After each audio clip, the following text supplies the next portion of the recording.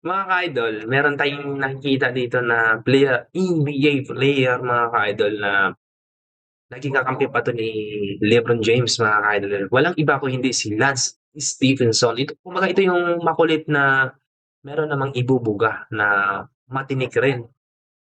Kumbaga ito yung tinik sa buhay ni LeBron James noong sila pa ay magkalaban hanggang naging kakampi ni Lebron. So, yun, walang iba kundi si Lance Stephenson mga ka-idol. So, siyempre kung bago pa kayo dito sa aking YouTube channel mga ka-idol, huwag niyo naman kalimutan paki-subscribe naman at paki-click yung notification bell button para ma-update pa kayo sa mga bago pa nating i-upload dito. At siyempre naman nag-upload na rin ako sa Facebook page mga ka-idol. Huwag niyo naman kalimutan paki-follow na lang at paki-like yung mismo video mga ka-idol. Malaking tulong po yun sa akin. Maraming salamat po. So, yun sa episode natin mga ka-idol ay nanggaling ito kay Chad TV mga ka-idol. So, yun si Idol Chad TV. Bisitahin natin yung kanyang YouTube channel mga ka-idol. Marami po siyang mga NBA covered, lalo na sa mga history mga ka-idol. So, yun. Humanap na ng pwesto mga ka-idol para sabayin niyo akong panoorin para mas lalo nating maintindihan yung video patungkol sa ating bida ngayon na si Lance Stephenson. So, let's go. Wag na natin 'to papatagalin mga kaibigan. Pinaka-unique na manlalarong tumapak sa NBA. Minsan mala Jordan ang galawan, pero madalas punto at pasimuno ng mga kalokohan. Sa 10 seasons niya sa liga, hindi na mabilang kung ilang beses niyang pinaglaruan at ginawang playground ang NBA. Kaya sa video na ito, samahan niyo akong ibuod ang makulit pero masustansyang legacy ang iniwan ni Lance Stephenson. Pero bago tayo mag-umpisa, may papakilala muna ako sa inyo, ang 1xBet. Tara't gawin natin mas interesting ang So, panonood. yun mga ka-idol, i-forward lang natin yung kanyang endorsement mga ka-idol. So, yun sana ba dito? So, yun, pwede na 'to. Nadraft si Stephenson bilang 40th overall pick ng Indiana Pacers noong 2010. But he was just another guy na maituturing na bench warmer para sa Pacers. He was average ako Leo, kaya sa mga puntong ito, wala pang masyadong ingay na ginagawa si Lance. Tumagal ng 2 taon na nagpainit lang siya ng tumpong sa bench, only playing less than 11 minutes per game.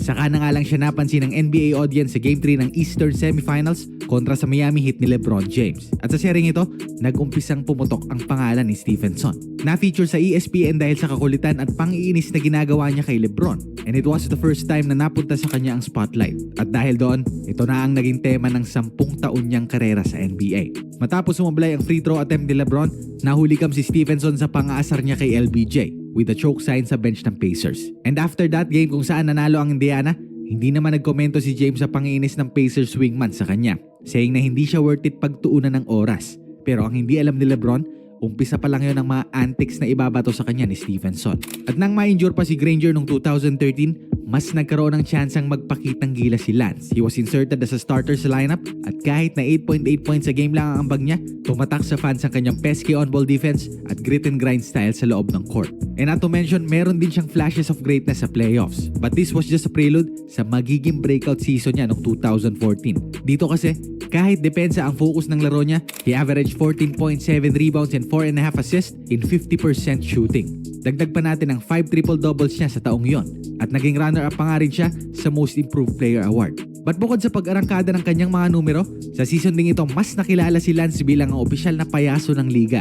Mula sa pag-uumpisa ng away, pang-iinis sa kalaban at pagiging suki sa Shaq na full, ilang beses naging laman ng headline si Stephenson. Tulad dito, nang padapain niya si Courtney Lee sa isang crossover, bigla ba naman nag-shimmy ng pagkatagal matapos maipasok ang jumper. Dito naman patay na nga ang possession, dinakdak pa rin ang bola na para bang gusto talagang i-posterize si ref. At si Stephenson lang ata ang kaisa-isang player na gumawa ng YouTube channel para i-promote ang sarili sa 2014 All-Star Game. Ibang klase, di ba? Pero hindi pa yan ang peak ng kakulitan nitong si Lance. Game 2 ng conference finals against LeBron, nag-flop ng malala si Stephenson matapos ang contact na iyon with James. Nahiga siya doon sa loob ng 1 minuto na obvious namang pagpapanggap lang dahil kitang-kita nating sumusulyap siya sa referee at nag-iintay ng tawag against the Heat. Game 5 naman sumali siya sa huddle ni Coach Poe, Cole at Chalmers para pakinggan anong pinag-uusapan nila at inisin ng buong team sa crucial game na iyon. At sa parehong laro na ito, ipinanganak ang isa sa mga pinakasikat na meme sa NBA history hanggang ngayon. Out of nowhere, hinipa ni Stephenson ang tenga ni LeBron. Kahit nga si James napatawa sa ginawang ito ni Lance, pero may isang hindi natuwa sa mga antics niya. ang presidente ng Pacers na si Larry Bird. Kaya naman sa interview na ito, pinangako niya na magbabagong buhay na siya starting next game. But tumating ang Game 6, wala namang nagbago. Patuloy pa rin niyang ininis si Lebron, hinawakan pa nga ang bibig para mag-umpisa ng gulo. Sa playoff series na ito, nabuo ang reputasyon ni Lance na tumatak sa atin. Kaya nga minsan, nakakalimutan natin gaano ka-underrated ang contribution niya sa loob ng court.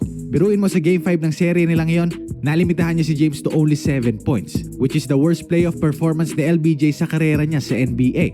But despite this and his popularity sa fanbase ng Pacers, naging hesitant pa rin ang Indiana na i-renew ang kontrata niya.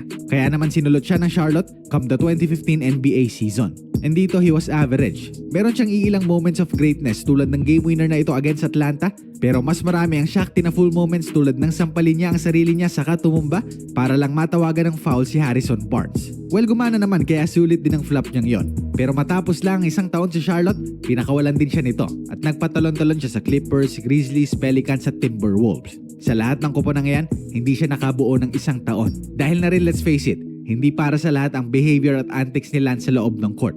At saka liability talaga ang shooting efficiency niya. Pacers na lang talaga ang noong kayang i-maximize ang potensyal ni Stephenson, kaya 2017 bumalik si Lance sa unan niyang team. And as a tribute sa kanyang sarili, binasag niya ang unwritten rule sa NBA. Pumunto siya ng layup kahit na decided na ang larong yon at practically tapos na ang game. Kaya naman galit na galit sa kanya ang buong Raptors. Pero siya, walang pake. Kasi yun talaga ang branding niya. Patunay nga sa play na ito matapos niyang matumba na parang may malalang iniinda, bigla na lang tumayo na parang walang nangyari matapos marinig ang pito ni ref. Ganon siya kalupit. At dito rin matapos niyang mabutata si Howard, 5 segundo ang nilaan niya para mag-flex at yabangan si Dwight. Pero ang di niya alam, buhay pa pala ang play, kaya naman nakadakdak pa si Kid Gilchrist sa likuran niya. Hindi niya yon inasahan. Tulad ng mapunta siya sa Lakers noong 2019, hindi rin niya yon inexpect. Dahil ang dating primary target ng pang-inis niya na si Lebron, ngayong kakampinan niya sa LA. Bata sa supporting cast ni LBJ, he was inconsistent, averaging only 7 points a game. Kaya next year, wala nang NBA team ang kumuha sa kanya. Kaya naglaro na lang siya sa China at G League. At matapos ang stints niya dito, nakabalik ulit siya sa NBA via a 10-day contract, una from Atlanta at pangalawa sa Pacers. Doon sa homecoming niya sa Indiana, naghalimaw si Stephenson, scoring 20 straight points sa unang quarter in 5.5 minutes. NBA record na yon for most points sa isang quarter from a player coming off the bench. At ang larong ito ang perfect na depiction sa karera ni Stephenson. Madalas mang sentro siya ng atensyon, inis at katatawanan, pero may mga pagkakataong ipapaalala niya sa'yo na kapag seryoso, kaya niyang makipagsabayan sa loob ng NBA court. So yun mga idol, itong nakilala ko to si Lance Stephenson mga idol, kumbaga ito yung comedy sa loob ng court mga idol. Siya lang yung player na nakikita ko na ganito na talagang komedyante mga idol. Kung ano-ano pa yung pinagagawa, laughing, basta pang-iinis sa mga kalaban. So yun, sana nagustuhan niyo yung video natin mga idol. Maraming salamat sa inyong pagpanood at marami pong salamat.